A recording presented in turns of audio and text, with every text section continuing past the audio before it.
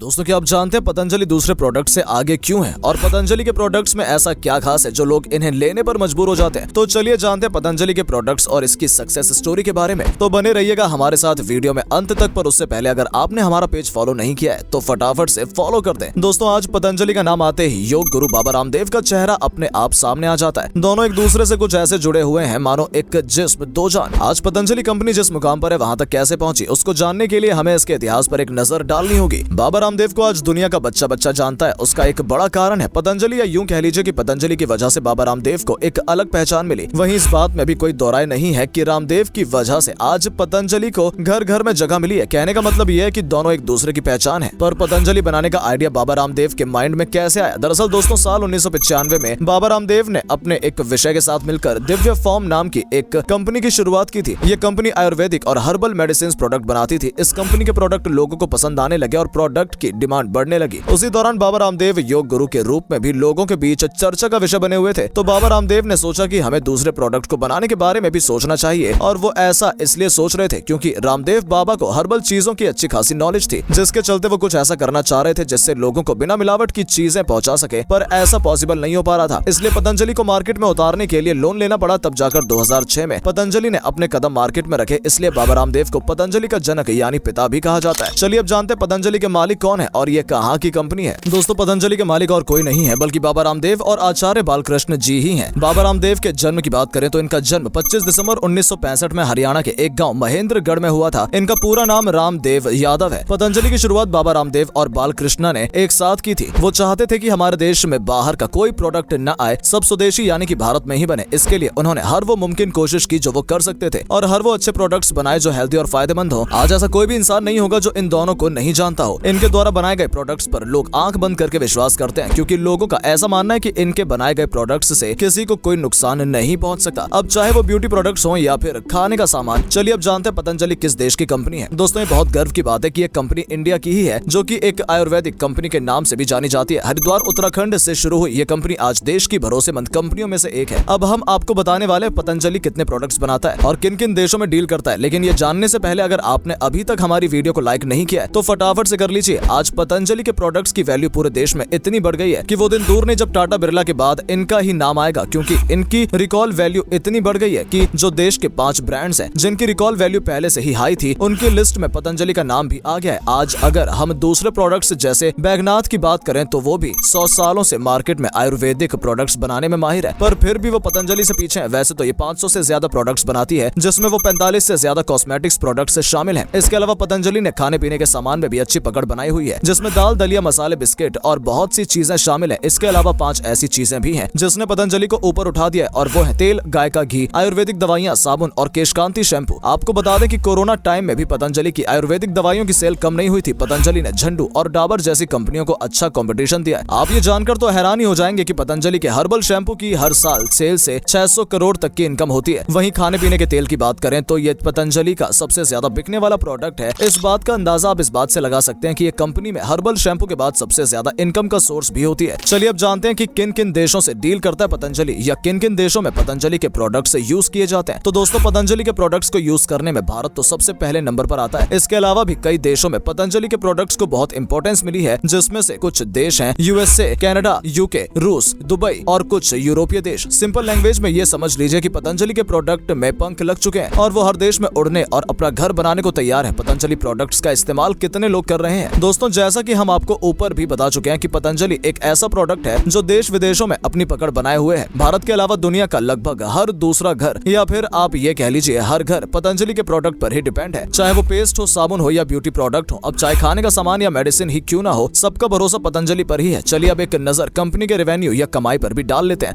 बता दें, मार्च 2016 में खत्म हुए फाइनेंशियल ईयर में कंपनी का रेवेन्यू एक साल पहले की तुलना में 139% बढ़कर 4,500 करोड़ तक पहुंच चुका था, जबकि मुनाफा 150% बढ़त के साथ 772 करोड़ रुपए रहा था। वहीं मार्च 2017 में खत्म हुए फाइनेंशियल ईयर में मुनाफा 54% बढ़ा था। 2018-19 में कुल बेनिफिट 349 करोड़ रुपए रहा था। इस दौरान पतंजलि की आमदनी 5.9% बढ़कर 9,023 करोड़ रुपए पहुंच गई। वहीं ठीक एक साल पहले 2018-19 में कंपनी को 8,523 करोड़ रुपए का बेनिफिट हुआ था। फाइनेंशियल ईयर 2019-20 में पतंजलि की कमाई 3 गुना बढ़कर 65.19 करोड़ रुपए हो गई।